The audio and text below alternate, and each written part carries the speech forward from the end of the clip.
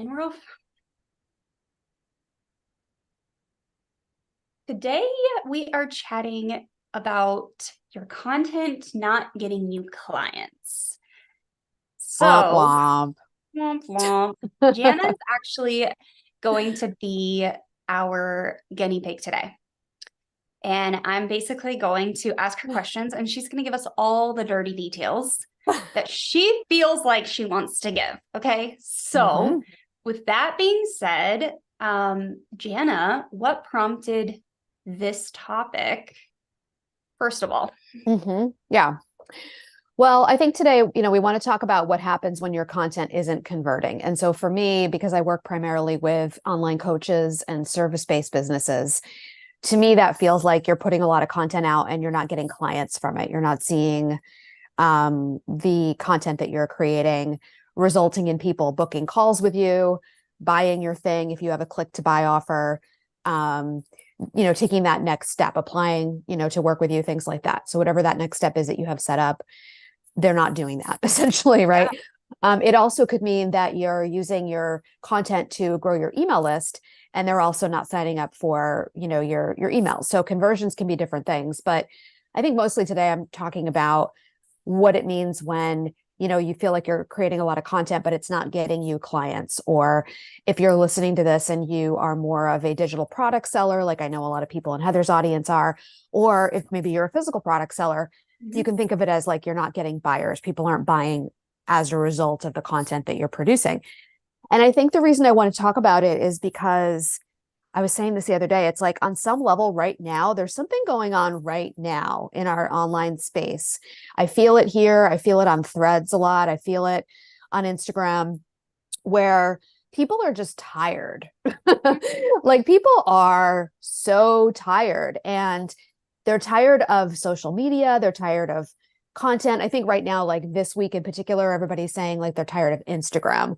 But that's sort of like, in this moment, the zeitgeist, because a lot of us are seeing like reduced reach and reduced conversions from Instagram. But basically just overall, I think it's been mounting for a while. And I don't think that this feeling is going to go anywhere, where people are just really tired.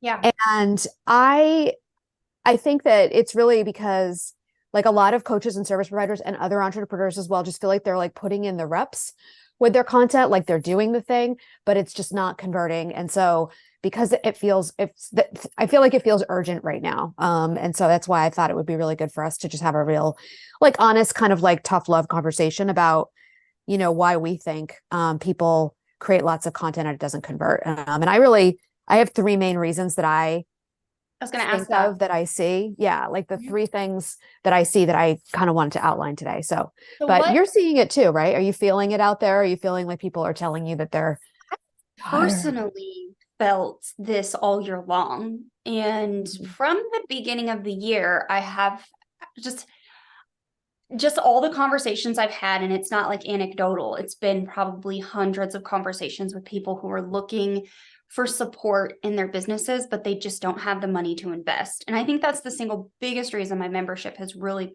blown up this year, because people need more affordable support where they can get results and they can get that help and ask questions, but they also don't have, a 5-figure price tag attached to it. So I'm feeling it. I know a lot of people in my community groups have been feeling it. They're looking for clients. I think, inflation this year caused a lot of stress on a lot of people's pocketbooks.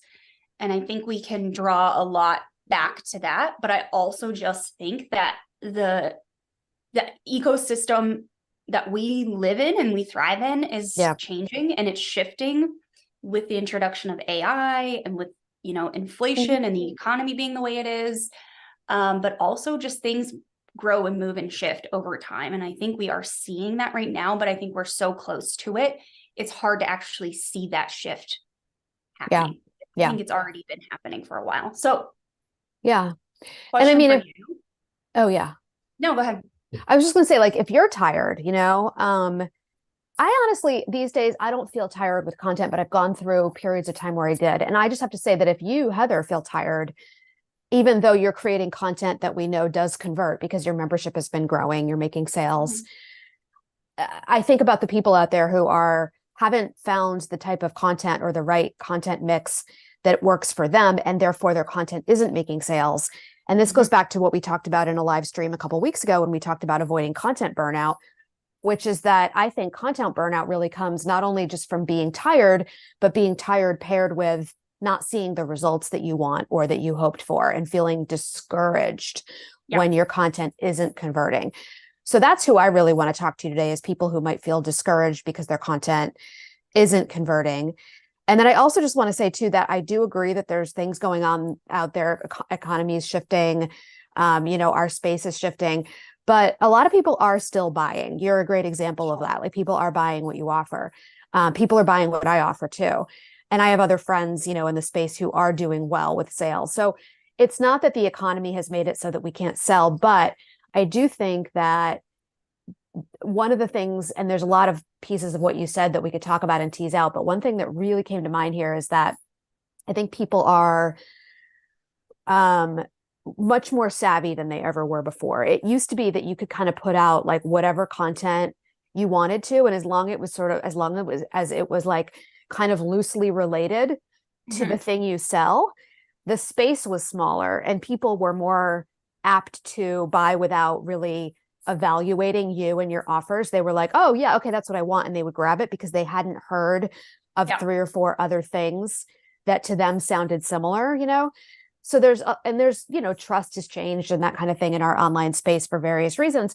And all of that to me has all culminated in the fact that like we have to be able to somehow get people to see how we're different, to trust us, all those things. And because that's all the things that our long form content does, and really all kinds of content, for me, it all comes back to that, like the way for us to actually overcome, if you want to think about it that way, the challenges that we might face in this economy and also in this situation where our audience has just gotten more savvy and they're not just going to snap up anything. They're really like discerning about what they buy. We need our content to really do the thing and to really build demand, really build trust. And we can't just like throw anything out there anymore and expect that it's going to convert. And I think that a lot of people who used to see their content converting, but aren't seeing it converting now, not everyone, but a lot of people are in that space too, where they actually really need to just like up level the quality of what they're putting out and be more intentional about the content they're putting out. Otherwise, if you just keep churning out the same content and it's not converting anymore, you are going to burn out. You are not going to make the money you need to in order to continue to sustain your business and help people. Okay. Off soapbox for a moment, at least for now. A few moments ago, you briefly mentioned 3 things. And those 3 things we've chatted about privately are what you are calling 3 conversion killers. Mm-hmm. What are those? Mm-hmm. And I guess why are they important and why are they killers? So let's talk about those. Where do we start? For sure. Okay. So the first thing I want to do to kind of set up this idea that I want to share is these 3 things that we need to be kind of like using as a litmus test to make sure that the content we're going to put out, that we're going to spend our precious time on, is going to convert. The first thing I want to introduce is this idea of the way I like to think of thought leadership content that converts is like a Venn diagram. So you have 2 circles in a Venn diagram. Most of us are familiar with how that works. And they're overlapping in the middle, right? And one circle represents your thought leadership and your expertise, right? So if you are a nutrition coach, it's the things that you've learned, through school. If you did school, it's the things that you've learned through client work. It's your framework. It's all those things. And then the other circle are the actual things that your audience needs to hear and learn and understand more deeply in order to be ready to buy. And the key to all of this, right, and to actually creating content that converts and choosing the topics, because I think that's where it all starts, and I'll talk about that in a few minutes, is making sure that the content you create is in the middle. And so a lot of people tend to create thought leadership content, but they're only in that thought leadership circle, and they're not in the sweet spot in the middle, where they're also covering the things that people need to feel ready to buy, to build that trust, build that demand, and actually feel ready to buy. So that's really what I want to help people imagine in their minds, and then talk about, okay, well, what's the sweet spot? Like, how do we find the sweet spot? And so for me, over the years, for many, many years, when I think back to the beginning of my business, when I was selling, my Pinterest offers, back then they were just done for you Pinterest offers. And then they grew into other types of offers, done with you, done for you as well. I mean, done DIY as well. I realized early on that although it's good to do some how-to content, there's all these other types of content that you need to create in order to get people to be ready, essentially, which means trust and demand. And then there are also like these three big mistakes, essentially. And that's what you just mentioned, Heather, these conversion killers that I see people doing. So I wanted to kind of talk about them. And I think about them in terms of a framework that I developed, which I call the ARE framework. And it's the framework I use in the score and select process inside of high leverage content. So I'm just going to talk about what that is. So the three of them are, the first one is A. So it's A, R, and E. And the first one stands for alignment. And when people hear that word, sometimes it sounds a little coachy. And I tried to kind of think about like whether there was a better word for it, but I decided that A, since I serve coaches and they know what alignment is typically, and B, it is literally like, when I say alignment in this case, I mean like the denotative meaning of alignment, where like if you think of like fitting a square peg into a square hole, like it has to be aligned, right? If you try to like take a peg and like you're putting it in a hole, but you're like off to the left a little bit, it ain't going to go in, right? Or if you're off to the right a little bit, you can force it, but it won't go in. You got to get it aligned, right? And so the thing that happens a lot where alignment suffers, I'm going to give you guys an example who are listening. If you've ever spent time and energy on what you thought was a really good piece of content, and it probably was a blog post, maybe a live stream like this one or a podcast, but then you looked back on that masterpiece afterward and you're like, it's so good, but oh shoot, I forgot when I was deciding what it was and what went into it. I forgot that I actually wanted to use it to sell something. Right.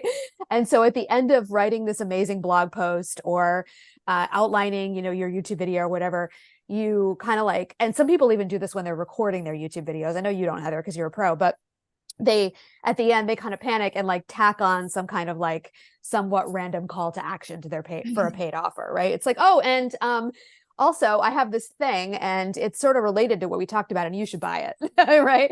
So that's the first sort of big mistake that I see people making, is they're not choosing their topics based on reverse engineering and deciding what they want people to do first, and then going back and saying, okay, now based on what I want people to do, whether it's click to buy, sign up, whatever that is, book a call with me, what are the things people need to understand more deeply, learn here, right? And that's another conversation for another day, but those to me are like your content pillars. So it's this alignment mistake where basically we're just creating whatever we think is interesting, and then just kind of tacking a CTA on the end of it. But again, that used to work back in the day when our space wasn't very crowded. But these days, unless people clearly understand the connection between what you just shared with them and learned and what to do next. And you and I talked about this a little bit when we talked about lead magnets the other day, and you talk about the gap in lead magnets.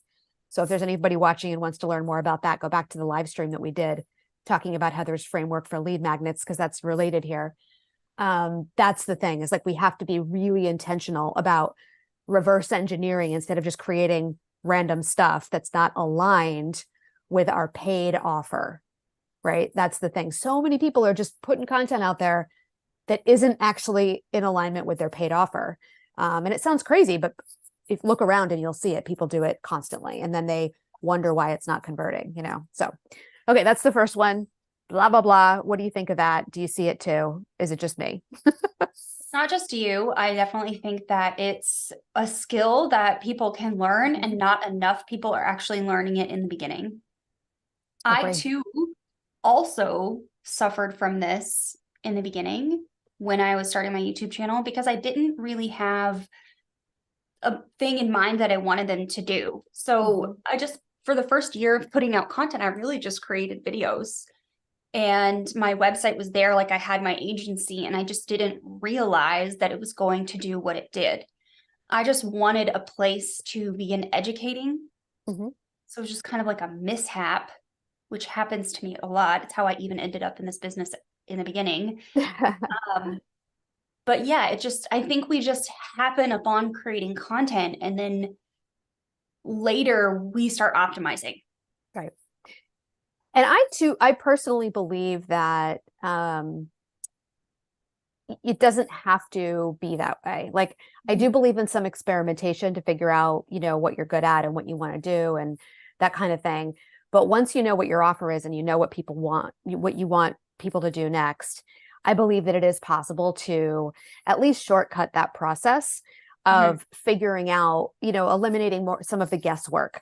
And that's really what this framework is meant to do, is help people narrow things down more quickly and move through that stage of, I don't know what's going to convert, more quickly, and remove at least some, if not like most of the guesswork from the process, really. Because I think, you're amazing. Like, you are literally like a miracle. Like, you're so amazing in the sense that, I mean, in a lot of ways, Heather. But one thing is that you really stuck to it, right? You've really, really stuck to it. But a lot of people don't have what it takes to stick to it, especially if it takes them a long time in the beginning to figure out how to make money doing it, So I think that I I I hope that some of the work that I do helps people shortcut some of that and get to the part where, like, they're making money from their content faster, basically. So Well, I think part of the problem is we're so accustomed to pulling through a drive-through and leaving with a bag of food so fast. yeah. We open our phones and we immediately get like a dopamine hit and like we want it now, now, which I think is another trap that our audiences are falling into that is very popular online, is these fast, growth hacks or, big promises that actually don't exist. I mean, you can't just generate, crap content with AI and hope that it's going to make you $1 million. We don't pray and spray here. We plan and we're intentional. So What's your second mistake? Yeah. Okay. Yeah. So let's move on to the second one. But just to kind of wrap that one up, like, what we want to do there for alignment is to identify the things that your clients need to learn, hear, and understand more deeply in order to feel that trust and demand quickly that they need to, so that they want to follow that call to action, and then systematically begin creating content around those things. And I always say, like, 90% of your content needs to be around those things, and then 10% you can do whatever the heck you want. So, and then when you do that, and only when you do that, in my opinion, that's when your content actually becomes like a powerful tool that not only informs and engages people, because informing and engaging people is great, but that's when your content will also naturally seamlessly drive them toward your coaching or your service-based or any really offers that you have, paid offers, right? So, okay. Yeah.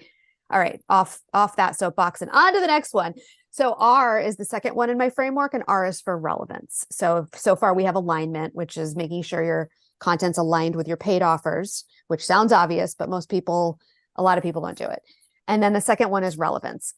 So this is the big tip off here with relevance. If this is your issue, or if this is something you need to work on with your content, the big tip off here is if you're putting a lot of content out there and it's good, like it's quality and it's thought leadership, but you're hearing crickets, that means you probably need to work on your relevance. It means it's either not getting people's attention, like stopping the scroll, right?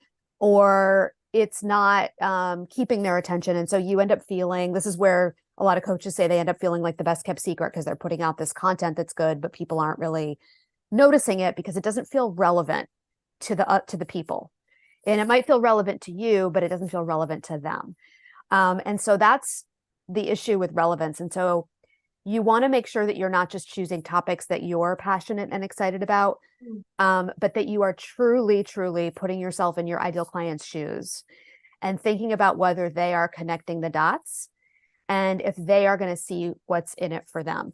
So an example that I used the other day, which I thought was good, is like, I have a couple of fertility coaches in my space and one in my course inside High Leverage Content, and a couple others in my audience that I can think of, and probably others too that I don't know personally. But let's say you go and you publish something as a fertility coach that's all about like new FSH level research. FSH levels have some, I don't know a lot about it because, you know, I'm me, but it has something to do with it's a like fertility hormone. And you're writing all about this new research that just came out about it. And to you, that's really exciting and you're geeking out on it, right? But the question is that really what you needed to spend your 2 hours on creating a new piece of content? Is that really what's going to get clients interested and excited to buy from you? Probably not, because FSH, you know, levels, they're not the thing that's really going to grab people's attention and really help them see that you can help with something that they really desire or help solve something. It just shows that you're really smart and you know your stuff, but that doesn't get us far enough anymore. It used to, but it doesn't really anymore. So that's the other thing, is really making sure that you're essentially making sure you're choosing things that feel important to other people. And it's really easy to say, well, they should think it's important, right? If they want to get these results with my program, right, then they would need to understand that this FSH thing is important. But it's not just about what is important. It's about what feels important and urgent to them, right? I don't know if I'm being clear enough, but hopefully I am. So go ahead. I have, this is how I've thought about this and talked about this in the past. It's our clients think they need one thing and we give them what they need, but we have to still position it from what they think they need. So oftentimes if they think they need a Pinterest strategy, what they really probably need is like a workflow to stay consistent. Yeah, definitely. It's like sell them what they want and give them what they need. Bingo. The idea, right? Yeah. Yep. And I've always felt like a little ever so slightly funny about that, I guess. Too. But, and I guess we all do, right? Because if you're an ethical marketer, the thing that everybody that's screaming in my brain, and I'm sure it is in yours too, and maybe other people who are listening, is like bait and switch, basically, right? That's what we worry about. But the thing is like, and this is just a mindset thing and a conversation for another day, probably, but think about it. Yes, they probably need to understand FSH levels in order to get results that you know, in your program, or maybe they don't, I don't know. But like, like, how are we going to help people if we can't get their attention, or we can't get them to stick with us long enough to help them see the things that they do need to see and hear and learn and understand more deeply to be ready to buy and get the results with us, right? So it's just kind of, yeah. So yeah, it's the conundrum, but I think it's important. It's an important conversation. It is a conundrum. So finding that relevance between what your clients and customers think they need and what they actually need. It's a balance. Yep. For sure. And I think for people creating content that is relevant, that does speak to that, I have found the easiest way to get their attention is to literally call out what they say their pain points are. But to find those pain points is oftentimes, I think, even harder than creating the content. At least it has been historically for me. And I know I have some VAs in my community that would probably say the same thing. But it really just comes down to your willingness to talk to your audience and actually be open to hearing what they have to say. So listening, active listening. And I think that's one of the reasons why I've been successful in my content strategy over the years, is because for the first year, like I said, creating content, I didn't really know what I wanted it to do. And I kind of had an inkling that I wanted it to help me grow just authority. But then I just started getting these people that were watching every single week, and they're like, I want to learn this and I want to learn this. And what about this? And now I have people who watch me consistently. And a gal reached out yesterday and was like, can you just do a paid Pinterest audit? I've been watching your channel for so long and I trust you. Yeah. Absolutely. Here's the form. Yeah. It's not something I even offer publicly. You have to ask for it. But that willingness to really learn from my audience and not be so egocentric that I feel like I am the expert on all the things I'm not, I think is really helpful in figuring out how to be relevant to them. Yes, absolutely. You're right. Listening. And I would posit that if you were in a group, let's say like a Facebook group, and you were reading a bunch of different posts from people, and it was all about, fertility in this case, which is kind of a triggering topic. So it probably wasn't the best one for this YouTube video. But if you were in that group, if my student was in that group, most likely, like the thing when you say like, what is hard about this for you? No one's really talking about FSH levels. I mean, maybe occasionally, right, in the context of things, but listening to the answers to what is hard about this for you, and what are your goals, and thinking about what you're hearing from them, and thinking about where they're at now and where you need to take them with your content from where they are at now to where you need them to be, which is sort of like belief shifting kinds of content does that. Those are the success paths, I think, rather than just writing an article about something that makes you look smart but doesn't really show people they can trust, or build that demand for the thing that you help them achieve or have or get. So, yep. Good. Yeah. Hello, Jasmine and Kendra and Jules. Hey guys.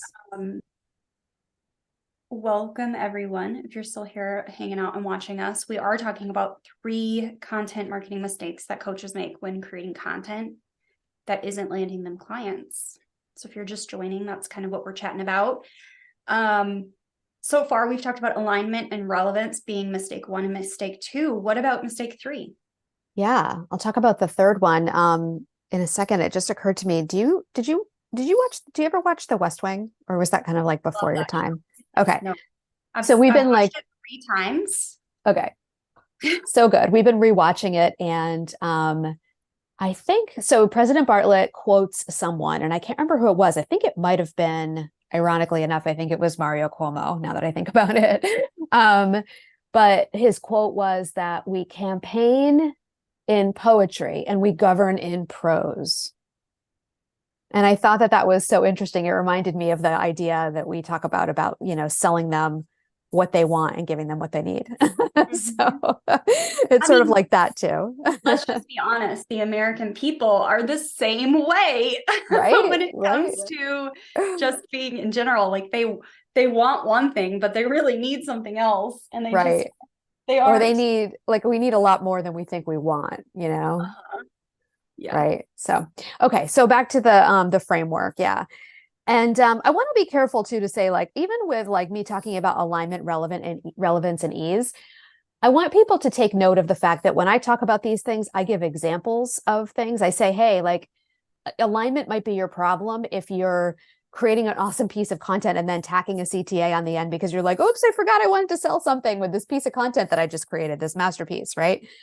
And relevance might be a problem if you're putting a lot of content out there and it's good, but you're hearing crickets. So it apparently doesn't feel important enough to the people who are seeing it or could be seeing it, right? Yeah. So even I, as I am doing this, am trying not to only focus on like the academic part, right? My TSH levels or whatever those are. No, what were the levels? I forget the letters.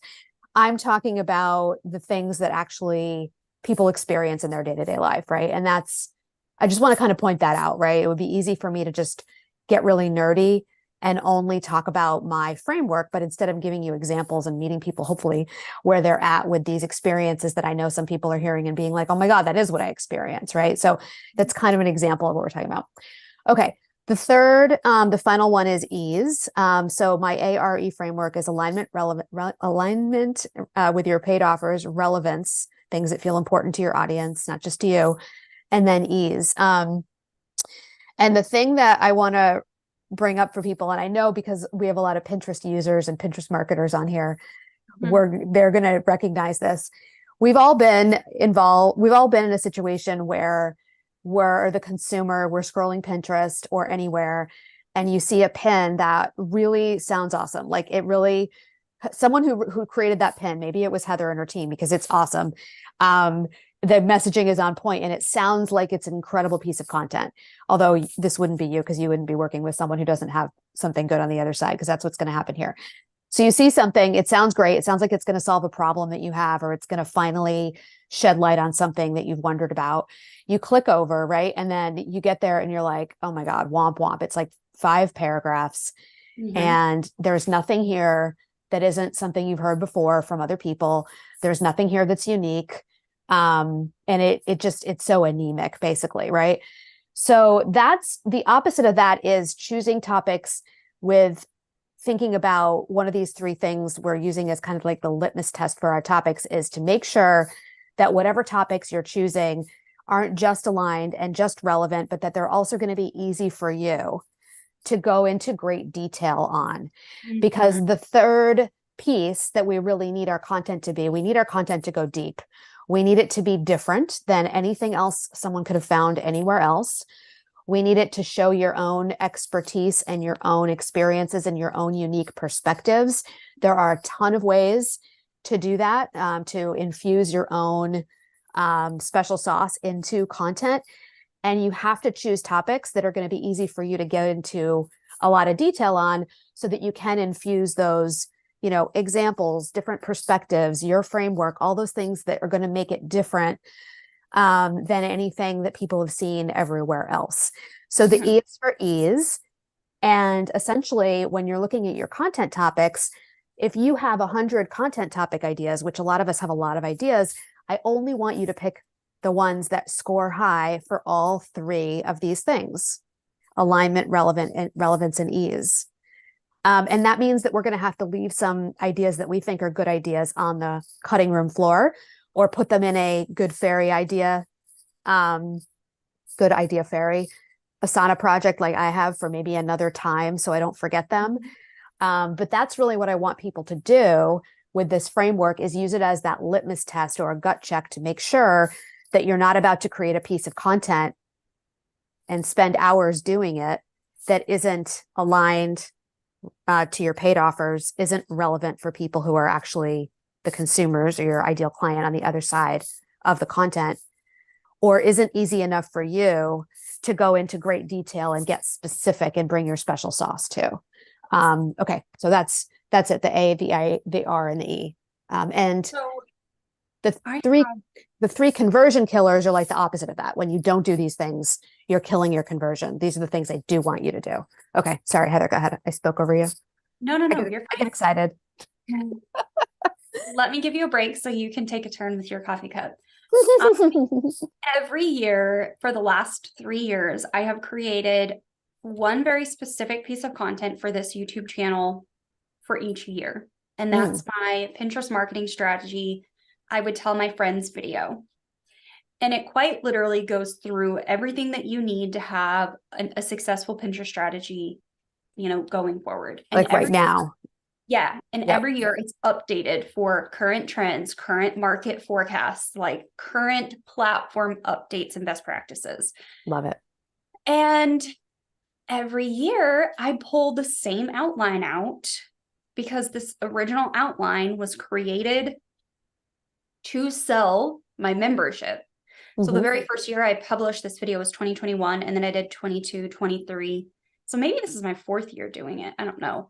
But I pulled the same outline out and I just make a copy of it. And then I start cutting what is old. And then I start adding. And this year I did something new for my content manager, which she is going to love, is I outlined all the new stuff in blue, because it's the same outline. It's what's going to be on the blog post. Yep. And there was a lot of blue this year. A lot of new stuff. A lot of new stuff. Yeah. It doesn't Cool. feel like there would be a lot new with Pinterest, but there was quite a bit of new stuff. But speaking to the alignment, the relevance, and the ease, it took me probably an hour to gut that outline and refresh it. And then it took me a good 40 minutes to do all the filming for that video. But I did so many examples, and like, that's what took filming so long. But it just felt easy. Yep. Yeah. And I would say, like, when I think of ease in this way, I don't want necessarily people to think like, is this going to be, well, I mean, maybe a little bit, but it's not so much about like how much time it's going to take you, but how easily it's just going to flow from you. You know what I mean? Like how how much, like, make sure you have a lot to say about this, like if this was a topic that someone was going to interview you about for an hour, would you feel like you'd have enough to speak about for an entire hour? That's one of the prompts that's actually in my worksheet. I have a worksheet, which I'll drop in the comments of this video, not the comments. What's it called again? Not the show notes. The description. The description. We keep calling them the show notes. That basically gives you prompts to ask yourself so that you can take any piece of content you're thinking about creating and put it through this litmus test. And that's one of the prompts for the E's is like, do you have enough to talk about with this topic? Mm-hmm. And I think you and I, Heather, are both at stages of our business now too, where, and I want people who start using this worksheet to also get really accustomed to this. Like you and I have been doing this for a long time, that we kind of automatically do this. Mm-hmm. Like we automatically are filtering our ideas based on, is this related to my paid offer? And I mean really related, not like some weird randomly related, like tangentially. It's got to be directly related to be aligned. Is this something that my audience actually wants? That's relevance. And is this going to be easy for me to blah, blah, blah, blah, blah, blah, blah about, right? Yeah.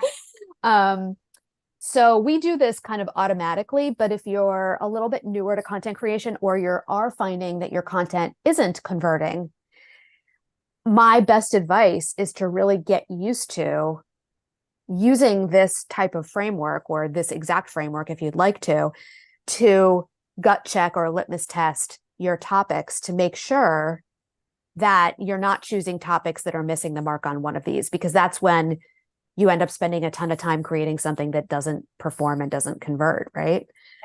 Yeah. So, Heather, like, that piece of content that you create every year is easy for you because it flows, because you just described that, like, you have a lot to say. There's a lot of blue, especially this year. I'm going backwards here, E, R, and then E. It's relevant because everybody in your audience like wants to know what's new and wants to make sure they're doing the updated things and not using outdated strategies, right? Yep. And that it's aligned because you designed it originally to lead directly into probably a pitch for your membership, and that works. So using it every year makes sense because this is a piece of content that converts for you. So I love that example. Yep. This particular strategy or framework is called the wagon wheel method, or the wheel and spoke method. Like you can find it in any sort of information about it online. And I don't know to what degree you teach about that in high leverage content, but essentially I have this one video that is like a powerhouse generator. It gets thousands of views every year. And I link it out to all these other videos and then blog posts on the website. So if you imagine like a wheel and all the spokes in the middle to the hubcap, like the little hub, that's the purpose. So it's easy. It's a big piece of content. It's a beast. I can only do that one video on a Tuesday when I do creative. It's so much energy, but it really helps to fuel everything else that comes after as well. Yeah, that makes sense, because all those blue things that you put into that video, like each one of them probably could be its own video. And then I would just encourage you in that situation to look at all those blue things and think, okay, if there's 8 blue things, are all 8 of those things that are aligned, relevant, and easy?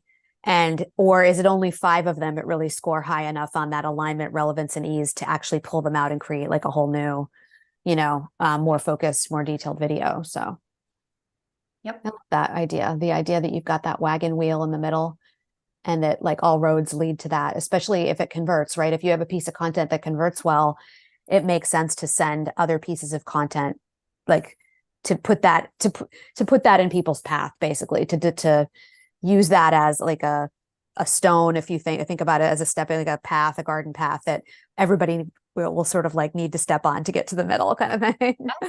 Yeah, I love that. Light the path for them, which I think kind of goes back to the alignment and the relevance that you were talking about earlier, is really lighting the path for your people to be able to purchase from you and buy from you. And I think a lot of people just make it really hard to buy from them too. So like they're not even linking their offers in their content.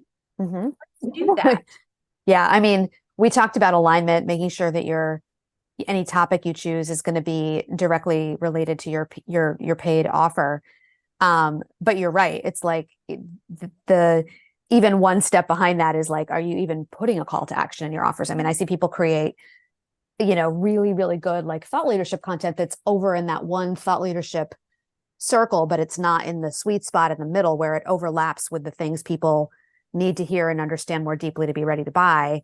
Mm-hmm. And it's a great piece of content, but they don't even put a call to action on it. And again, that goes back to like, I think 5, 6, 10 years ago in the online space, maybe not 10, but that might have worked because people would just find that content and think, oh, wow, she's smart. What else does she have?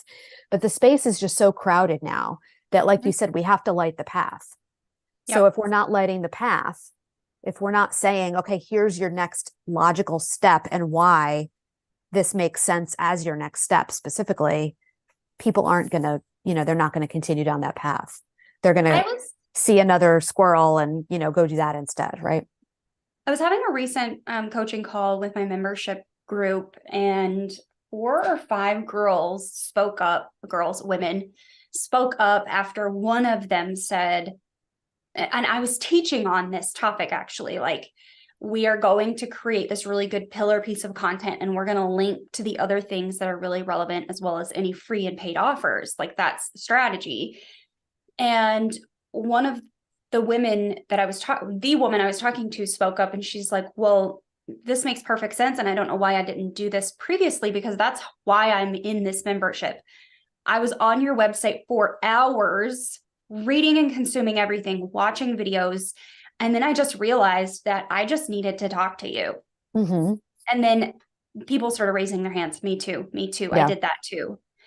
So if we can make our content,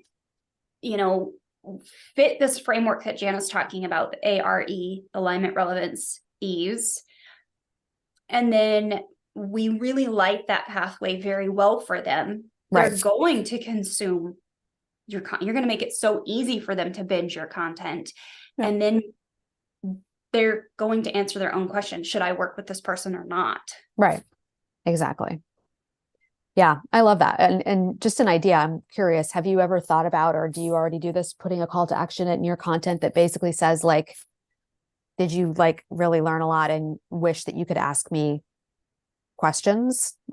like, do you want to talk to me? Do you want to have an actual interactive conversation with me about this topic or anything else related to Pinterest? Haven't, but or I'll marketing? tell Sarah. Like, here's where you do it. Yeah. Right?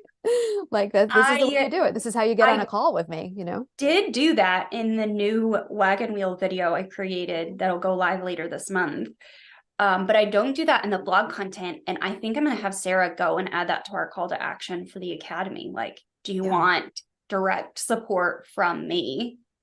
I wouldn't even say it that way. I would, I'd make it even simpler and say, do you want to be on a call with me where you get to ask me a question and hear my response in real time? Or, like, do you want to have a real conversation with me about this? You know what I mean? Like, I don't know how to be more clear about that. Like, but like, this is the place to do it, And actually, I've been thinking a lot recently, I think we all have, to be honest, about how to create more urgency in our marketing, right? And in our sales. And this goes for all kinds of content. So this can go for, pieces of long form content, like what I teach people to create. You can build urgency right into your long form content. People think that you can't for some reason, but you absolutely can, and you should. But it also goes for emails, for example. And if you were to say in an email, like, how often do you do group calls? It depends, but most weeks we have at least one. We for sure have 3 Q&As a month. Yeah. If you were to, and now you couldn't do this in a funnel, but if you were sending out like one-time emails or in a launch or something like that, you could add some urgency to the end in a PS that says something like, PS, our next call is this day at this time. Join today, and you'll have a couple of days to, start to work through the material, and you can come to this call and ask me, personally any questions, or however that works, like putting that out there as like,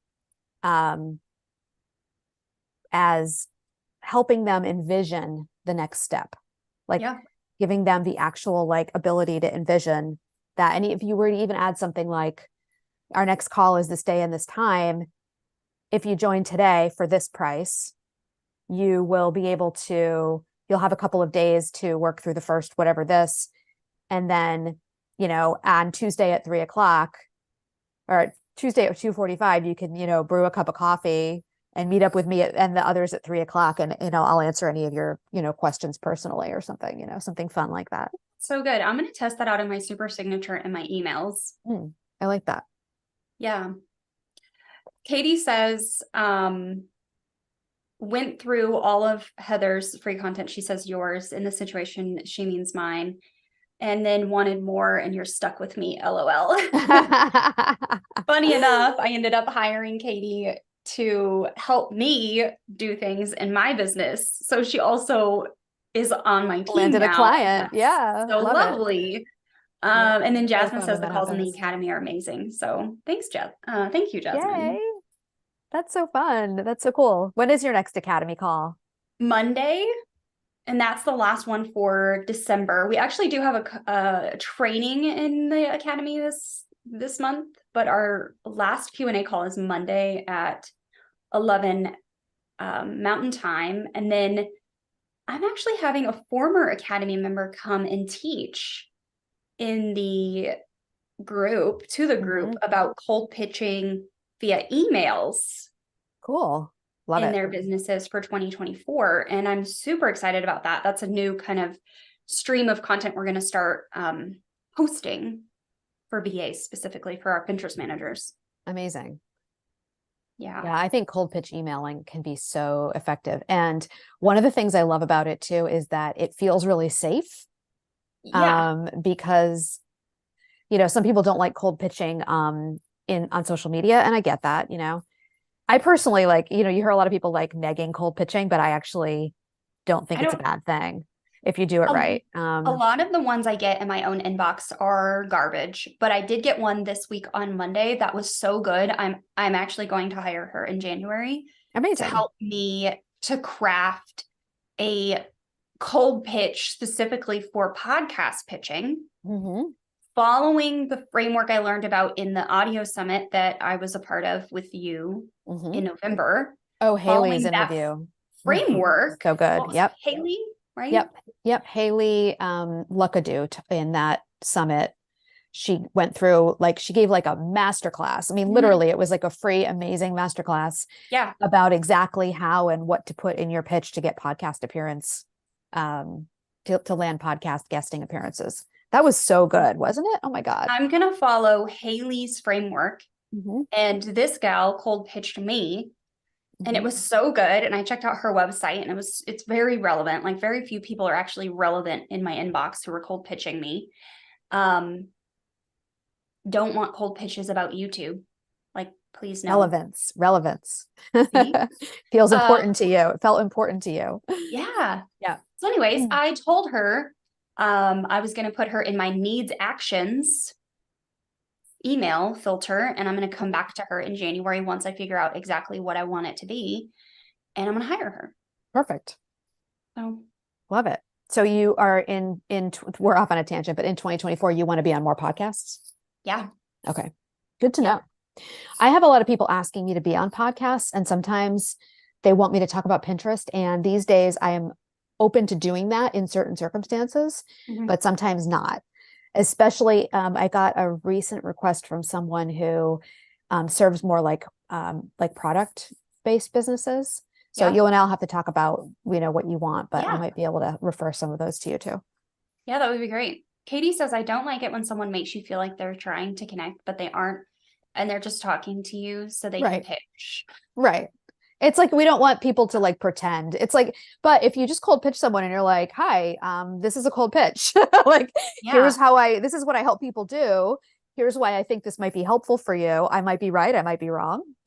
But if it is helpful for you, here's what to do next, and it was a long email. The one that I got was quite a long email, but she laid it out so perfectly. Hey, I think I can help you. And here are 3 ways that I help my clients. And I would love to talk. Yeah. And I responded and was like, this is the thing I actually need. I don't need any of those other things. This is the thing that I'm focused on for 2024. Do you do that too? I see. Okay. Yep. And she was like, I don't do that specifically, but I do, like, obviously I know how to cold pitch. So I would Yeah. love to work with you on creating something for that. And I'm like, Yeah. Yeah. yeah. Perfect. I just posted something on Threads yesterday, I think it was, where I said, I just got a really ballsy Oh, yeah. cold pitch in my Instagram DMs. And do you want to know how I responded to that? And then I told them, I said, I responded and said, hey, so and so, I'm not interested right now, but I love that you're pitching people regularly here. Mm-hmm. Your pitch is good. And I know if you keep doing it, you're definitely going to get clients this way. Yeah. Like, great job. And it was so People funny need to because, hear that too. I really feel like people need to yeah, hear that. So yeah. And like, why not? You know what I mean? Why not encourage people? There's, yeah, we should have a cool conversation about this because there's so many people out there that are saying stuff about like cold pitching and emailing and stuff that they're like, that they don't like it somehow, or that they're complaining about other people's like email frequency. And it's like, okay, this is the last thing I'm going to say about it. I'm in an email marketing membership, not the group program that I am in, but a separate low ticket membership. And the Facebook group is like jam packed with people who complain about getting other people's emails. And it's like, make it make sense. Like, I do not understand. Like, why do we want to spend our time writing in a Facebook group to other people who are sending emails to their prospects in this email yeah, marketing membership, talking about not liking getting emails? Like, how does this serve anyone? Like, this is, I mean, it's such like, doesn't bother me at all. If I don't want to why get your not? emails, I'm going to You unsubscribe and subscribe. that'll be the Exactly. end. Right. Like, why do we spend so much energy worrying about what other people are emailing and how often? And like, let's like support our own good mindset instead of like complaining about other people's emails. I'm like, I don't get it. Like I said, make it make sense. But anyway, topic for another day. All right. Back to you Well, so we can. so you have a free, oh my goodness, don't sneeze. You have a free worksheet that you are going to give our listeners, Yes. and it will be in the description of this video after the video has ended and we have a moment to edit the description. So check Yes. back this afternoon for all the links. A couple of things that were mentioned in the video is my lead magnet video and our live about burnout, creating content burnout. Yep. That video actually did really well to my email list. They really very enjoyed that topic. That's Very really much. very related to what we talked about today. So we'll put that in the show notes in case anyone wants to continue with this topic for sure. And then, yeah, I would just encourage anyone and everyone that is interested in learning more about really strategic and intentional content creation to get on the list and learn from Jana, because she's really very good at what she does. Oh, thank you. Yeah. Yeah. So the worksheet that I'm going to drop the link to, it's called Topics That Earn Their Keep. Content topics that, no, it's called Content That Converts, : topics Okay. that earn their keep and get you booked out. So it's a worksheet that walks you through key prompts. So it asks you some questions to answer. I think there are like 3 questions to ask yourself for each one of the A, the R, and the E. Perfect. And a couple of the questions are a little bit more like you might have to think about them a little bit, but a couple of them are just basic yes and no, questions. So you can use this worksheet, like I said earlier, as a quick litmus test or a gut check to evaluate topics you're considering for your next piece of content or your next few pieces of content, long form content, to make sure that they're going to be profitable for you and that they're going to move your audience closer to hiring you. Or closer to buying from you or closer to booking with you, whatever that next step is that you want people to take. Beautiful. Okay. That's it for now then, friends. In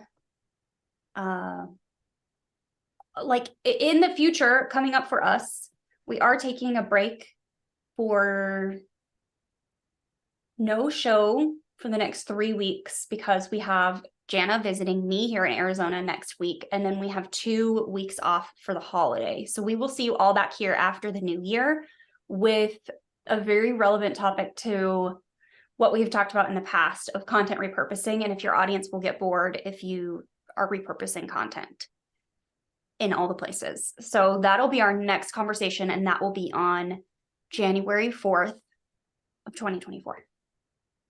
That's great. I just had a conversation about that recently about feeling like content that always talks about your framework is the answer to everything. Like my framework's the solution to this and that and this and that. Like, does that sound like a broken record? It was a really interesting conversation. So I'll make sure I bring some of that to our next live. Perfect. Okay. We'll see you then. Bye. And